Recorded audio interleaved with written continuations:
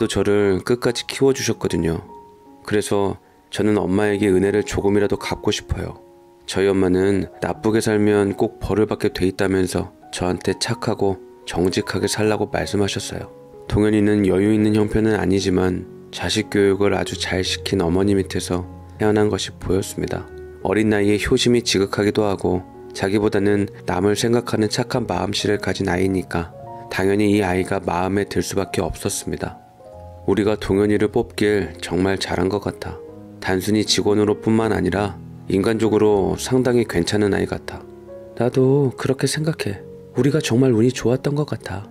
동현이한테 정말 정이 많이 간다니까. 애가 눈치도 빠르고 싹싹하고 뭘 하든 잘할 애야. 그래서 저희 부부는 가끔씩 동현이에게 월급 외에 용돈을 주기도 하고 여러 가지 선물을 주기도 했습니다. 이제 단순히 고용인과 고용주 사이를 넘어서 가족 같은 아이가 됐는데 술자리도 자주 가졌습니다. 동현이가 말하길 자기는 자기 또래의 친구들이 별로 없다고 하더군요. 그래서 우리 부부와 주로 만나곤 했는데 그럴 때마다 제가 대리를 부른 다음에 집까지 데려다 준다고 해도 극구 사양을 하는 거였습니다. 지금 시간도 늦었는데 그냥 같이 가자. 편하게 가면 좋잖아 너도. 아니에요 사장님. 늦었는데 조심히 가세요. 동현이가 속도 깊고 참 착한 애였지만 자신의 집에 대한 거나 가족에 대한 걸 말하는 걸 은근히 꺼리는 듯 했습니다. 어차피 가정 환경이 그렇게 좋은 편이 아니라는 것은 미뤄 짐작을 할 수 있었는데 뭘 그렇게 굳이 부끄러워하는 것인지 이해가 잘 가지 않았죠. 그래도 본인이 굳이 싫다는데 고집을 부려서 집에 갈 수는 없는 노릇이었습니다. 가게를 연 지도 오랜 시간이 지나다 보니 동현이도 열심히 일을 해줬지만 가게의 매출이 조금씩 주는 것이 저는 걱정이 됐습니다. 친구들에게 말해보니 제가 너무 스타일을 계속 바꾸지 않고 고집하는 것이 소비자들의 입장에서는 별로 좋지 않게 비춰질 수 있다고 하더라고요. 젊은 여자 손님들을 공략하기 위해서는 디저트류도 잘 알고 있어야 하고 또 때마다 유행하는 스타일도 다르니까 이런 것들도 고려를 해야 했습니다. 그동안 저는 이런 점들에 대해서도 잘 이해를 하지 못했기에 이제 새로운 것들도 내가 공부를 해봐야겠다는 생각이 들어서 저는 제과제빵 학원을 다시 다니면서 연구를 하려고 했습니다. 그런데 제가 다니고 싶은 곳은 서울에 있었기 때문에 저는 서울로 가야만 했죠. 3달 정도 제가 집과 가게를 비워야 했기 때문에 저는 아내에게 물어봤습니다. 그런데 아내는 흔쾌히 갔다 오라고 하는 거였죠. 당신이 가게를 얼마나 소중하게 여기는지 내가 잘 알고 있는데 어떻게 가지 말라고 하겠어. 걱정하지 말고 다녀와요. 그 대신 다른 여자 만나고 그런 일 생기면 아주 내가 바로 쫓아가서 그냥 사단을 낸다. 그렇게 아내는 웃으면서 저를 보내줬습니다. 아내는 가서 많이 공부를 하고 오라며 저를 보내줬죠. 제빵은 자기도 할 줄 아니까 걱정하지 않아도 된다고 하면서 말이죠. 그리고 저는 동현이에게도 부탁을 했습니다. 3달 동안 가게 좀 잘 부탁해. 요즘에는 손님이 그렇게 많은 날은 없으니까 괜찮을 거야. 정 힘들면 연락하고. 그리고 우리 집사람도 잘 부탁해. 여자 혼자 있으면 곤란할 때가 있을 수도 있잖아. 걱정하지 마세요 사장님. 사장님 다녀오시는 동안 제가 아무 일 없도록 하겠습니다.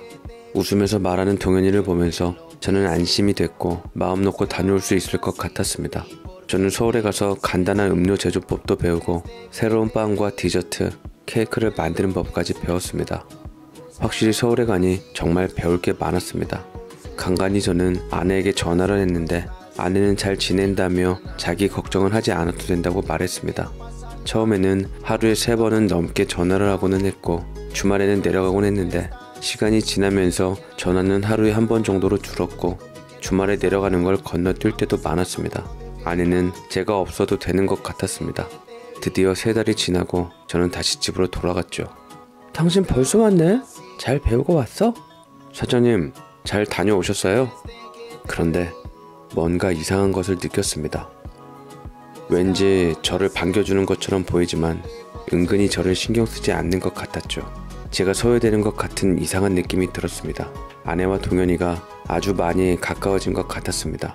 제가 와도 그닥 신경도 안 쓰고 그 둘은 자기네들의 세상에서 이미 즐거운 시간을 보내는 것 같았습니다. 상당히 기분이 이상했지만 뭐라고 꼭 집어서 말할 수 없었죠. 빵이 모양이 이게 뭐예요? 야, 네가 포장을 이상하게 해서 그런 거잖아. 둘은 마치 사귀기로 시작한 지 얼마 되지 않는 그런 풋풋한 커플 같은 느낌이 들었습니다. 왜 그런 생각이 드는 것인지 모르겠지만 괜히 질투심 같은 것도 느껴졌죠. 오랜만에 우리 같이 저녁이나 먹을까? 당신 좋아하는 갈비집 가서. 나 별로 배 안 고픈데? 동현아, 같이 갈 거지? 당연히 가야죠. 누나 저번처럼 또 술 먹고 취하면 안 돼요.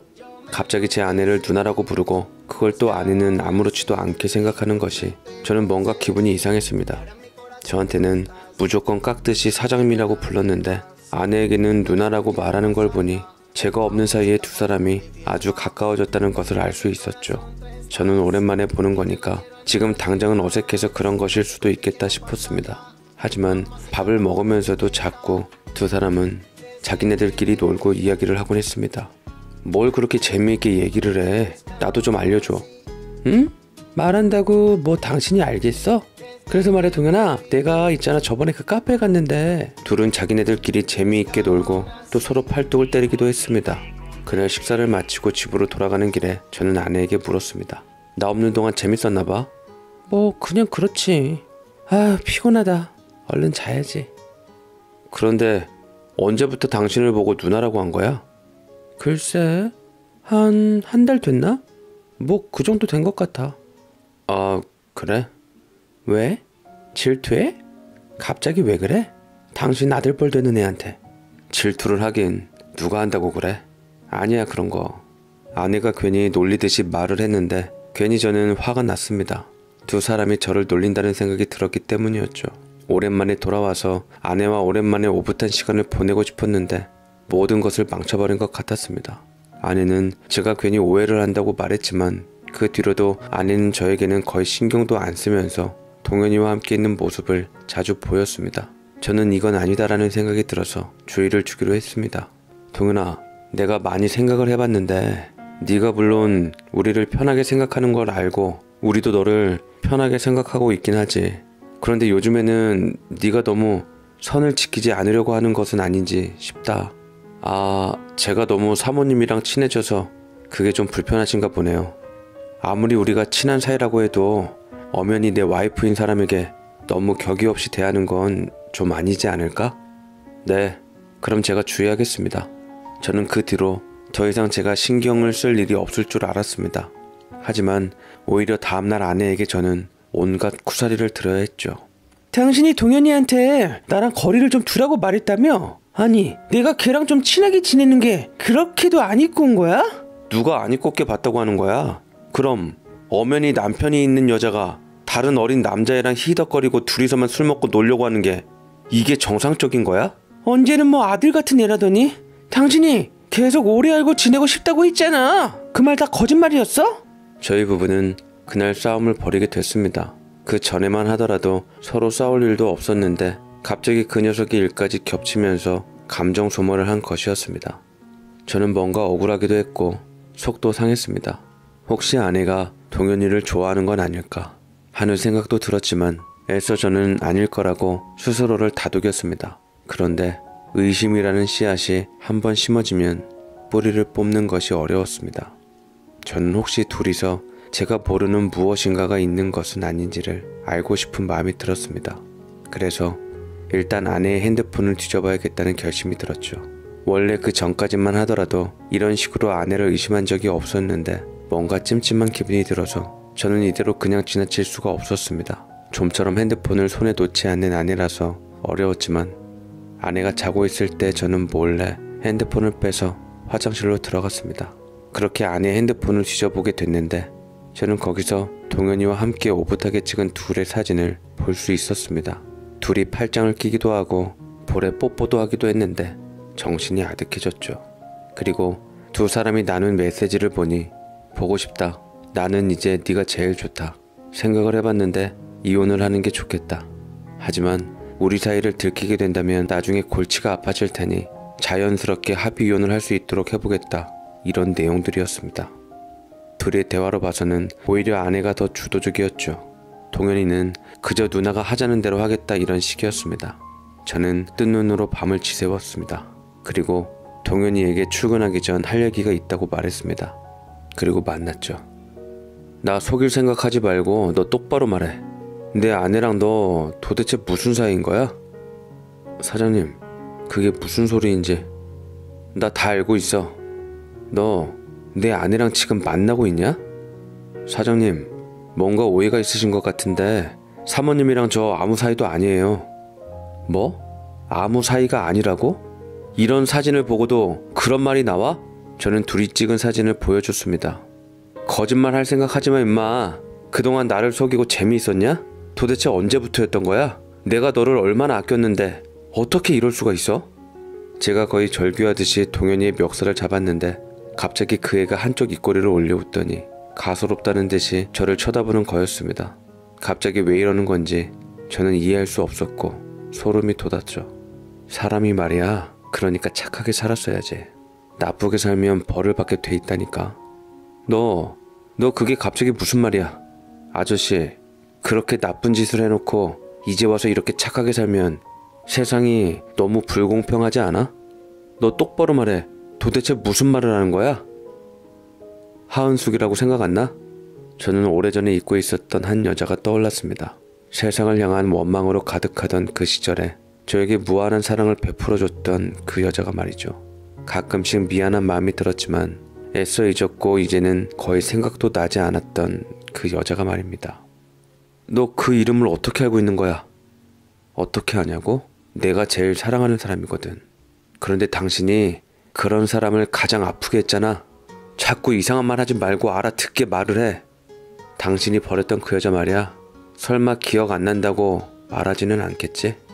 혼자의 몸으로 애를 키우면서도 한 번도 자기를 버렸던 남자를 원망조차 하지 않았던 그 천사 같은 사람을, 그렇게 도망친 후에 전화 한 번 하지 않았던 그 사람이 바로 너잖아. 내가 그 하은숙의 아들이다. 뭐라고? 저는 정신이 나갈 것만 같았습니다. 동현이가 하은숙의 아들이라면, 그러면 혹시 나의 아들이라는 것인지 머릿속이 복잡해지기 시작했습니다. 우리 엄마는 평생 미혼모라는 꼬리표를 달고 살았어. 나는 아비 없는 자식으로 태어났고 내가 아무리 발버둥을 쳐도 아비 없이 태어난 자식이라는 오명을 벗을 수는 없었지. 그래도 착한 엄마는 당신에 대해서 한 번도 나쁜 말도 하지 않았어. 어떤 사정이 있어서 우리의 곁에 없는 것뿐이라고 말하면서 그러다가 내가 15살 정도 됐을 때 암으로 죽었어. 세상에 그렇게 착한 사람이 없었는데 하늘도 무심하게 데려가 버렸지. 이제 그 녀석은 눈물을 흘리며 말하고 있었습니다. 언제나 웃고만 있었던 녀석이 한이 맺힌 것처럼 우는 것을 보니까 기분이 참 이루 말할 수 없이 복잡했죠. 그 이후로 나는 오직 우리를 버린 아빠가 어떻게 살고 있는지 그것만 궁금했어. 그래도 속으로는 죄책감 같은 걸 가지고 살지는 않을까? 그래도 자신이 했던 짓들을 반성을 하고는 있지는 않을까? 그런데 너무 행복하게 잘 살고 있는 거였어. 당신을 보고 나는 단번에 내가 당신 아들이라는 것을 알겠더라고. 나랑 키나 체격도 비슷하고 웃을 때 인매도 똑같았지. 엄마도 죽기 전에 꼭 그런 말을 했어. 내가 웃을 때 생각나는 사람이 있다고. 당신이 그렇게 행복하게 살면 안 되지. 자기 자식을 가진 사람을 그렇게 매정하게 버려놓고 이렇게 잘 살아? 그래서 그것 때문에 내 아내를 빼앗았다 이거냐? 내 원래 계획은 당신 아내가 아니라 이 가게를 뺏는 거였어. 지금 이렇게 웃는 얼굴로 경계심을 풀어놓고 나중에 결정적인 기회가 오면 그때 이 가게를 뺏고 당신은 비참한 최후를 맞이하도록 하는 게 원래 내 계획이었다고. 당신 아내는 그 기회가 올 때 좀 더 요긴할 수 있게 하려고 만든 수단에 불과했지. 내가 조금만 잘해주니까 바로 넘어오던데? 저는 참지 못하고 동현이의 멱살을 잡았고 동현이는 제가 잡은 멱살을 거칠게 풀었습니다. 그리곤 그곳을 빠져나갔죠. 저는 어떻게 해야 할지 몰라 난감했습니다. 결국 동현이가 제 아들이라는 거였는데 애써 그곳에서 도망쳤지만 나는 결국 완전히 도망치지 못하겠구나. 영원히 벗어날 수 없는 죄책감에 빠져 살 것 같다는 생각이 들었습니다. 저에게는 아내를 원망할 자격조차 없었습니다. 다음날 아내는 갑자기 동현이에게 연락이 되지 않는다면서 저에게 혹시 아는 게 있냐고 물었습니다. 당신 동현이랑 뭔 일이 있었어? 저는 아내의 말에 아무런 말도 할 수 없었습니다. 그 일이 있고 난 뒤에 그 녀석은 아주 깔끔하게 사라졌죠. 전화번호도 바꾼 것인지 연락이 닿지 않았습니다. 아내의 전화도 계속해서 받지 않는다고 하더군요. 저는 며칠 내내 가게문도 열지 않은 채 계속 누워만 있었습니다. 아내는 혹시라도 자신의 불륜이 들켜서 제가 이러고 있는 것인지 싶어 슬슬 제 눈치만 봤습니다. 저는 정작 아내가 제 눈치를 보든 말든 그런 것은 별로 중요하게 여겨지지도 않았습니다. 오직 저는 제가 했던 잘못에 대해서만 계속 생각이 들었습니다. 죄책감으로 인해서 저는 몸둘 바를 몰랐습니다. 고민을 하다가 저는 결국 그 애를 만나서 사과를 해야겠다는 결론을 내렸습니다. 동현이가 제출했던 주민등록 등본을 따라서 사는 곳으로 갔는데 낡고 초라한 고시원이더라고요. 이런 곳에서 혼자 어렵게 살아가고 있었구나 생각하니 가슴이 아팠습니다. 존재도 모르고 있었던 내 아들이 초라하게 살아가고 있었다니 저는 왠지 모르게 부정을 느끼게 됐습니다. 저의 등장에 약간의 경계를 하는 것이 보였습니다. 여긴 왜 오신 거예요? 네가 그렇게 충격적인 말을 했는데 내가 안 올 수 있겠냐? 그런 분이 그 옛날 그때 왜 그렇게 도망가신 거예요? 미안하다. 그 일이 내가 딱 동현이 네 나이였을 때 일이구나. 너는 지금 나이에도 어른스럽지만 그때의 나는 철이 없었어. 내가 그나마 사람 구실하면서 산 것도 그리 오래되지 않았어. 당신이 그렇게 매정하게 버리고 간 우리 엄마, 나는 그때 생각만 하면 치가 떨려요. 엄마의 마지막 말은 혹시라도 아빠를 원망하지 말라는 말이었다고요. 알아요? 그 여자는 마지막 순간까지 저를 원망하지 않았구나. 그렇게 생각하니 정말 마음이 아팠습니다. 철없는 저의 행동 때문에 그 여자와 동현이까지 깊은 상처를 입었다는 게 참 마음이 아팠습니다. 그 일은 내가 평생 사죄할게. 내가 뭐라 할 말이 없구나. 할 말 없으니까 그냥 가세요. 그 애는 그렇게 말하고는 자리를 떴습니다. 저는 계속해서 불편한 마음을 가지고 있을 수밖에 없었습니다. 젊어서 제가 그렇게 매정하게 사라져버렸던 때가 이렇게 큰 죄의식을 갖게 만들 줄은 몰랐습니다. 아내는 어느 날 자신의 잘못에 대해서 이실직고 했습니다. 제가 없는 사이에 그렇게 살갑게 대해주는 동현이를 본 마음이 혹했다고 하더라고요. 아내는 이미 저는 다 알고 있었다는 말에 놀라는 눈치였습니다. 저는 아내에게 모든 사실을 다 말했습니다. 그러더니 정말 놀랍다고 하더군요. 그런데 가끔씩 저와 동현이가 참 많이 닮은 것 같다는 생각을 하고 있었다고 합니다. 뭔가 분위기나 체형 같은 게 많이 닮았던 것 같았어. 그런데 이런 일이, 이거는 뭐 영화에나 나올 법한 이야기잖아. 저는 아내를 용서하기로 했습니다. 제가 아내를 용서하지 않는다면 똥 묻은 개가 겨 묻은 개를 욕하는 꼴이 될 것 같아서였습니다. 그 이후로 저는 동현이에게 찾아가 계속 용서를 구했습니다. 처음에는 절대로 저를 용서해 줄 것 같지 않았던 그 애였는데 납골당에 찾아가서 진심으로 사과를 하니 아마 그때부터 동현이는 저를 조금씩 용서하는 것 같았습니다. 그 어떤 말을 한다고 해도 내가 당신에게 용서받을 수는 없겠지. 그때의 나는 너무 어리기도 했고 사리 분별도 제대로 못했는데 그런 나를 변함없는 마음으로 봐줬던 거 정말 고맙게 생각하고 있어. 염치 없지만 나를 용서해 주기를 바래. 그 여자의 납골당 안에는 몇 개의 사진이 있었는데 제 기억 속에 그녀처럼 여전히 해맑은 미소를 지니고 있었습니다. 어린 동현이와 함께 행복하게 웃고 있는 것을 보며 이렇게 착한 사람들에게 도망친 제 자신이 너무나 한심하다는 생각이 들었습니다. 그 이후로 저는 매일 성당에 갈 때마다 동현이를 위해서 기도하곤 합니다. 부족한 저에게 자비를 베풀어 주시기를, 그리고 동현이가 앞으로 행복하게 살아갈 수 있기를 바라며 기도했습니다. 그 기도를 들어주시는지 요즘 동현이는 대학을 가고 싶다고 열심히 공부를 하고 있습니다. 저는 뒤늦은 아빠 노릇을 하기 위해서 그 애를 금전적으로 지원해주고 있습니다.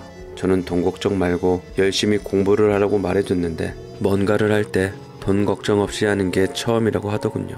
제가 열심히 일해서 우리 아들 편하게 해주고 싶다는 마음이 생기니 더욱 열심히 일을 하고 싶다는 생각이 듭니다. 이렇게 열심히 일해서 제 아들에게 좋은 아빠가 될 수 있도록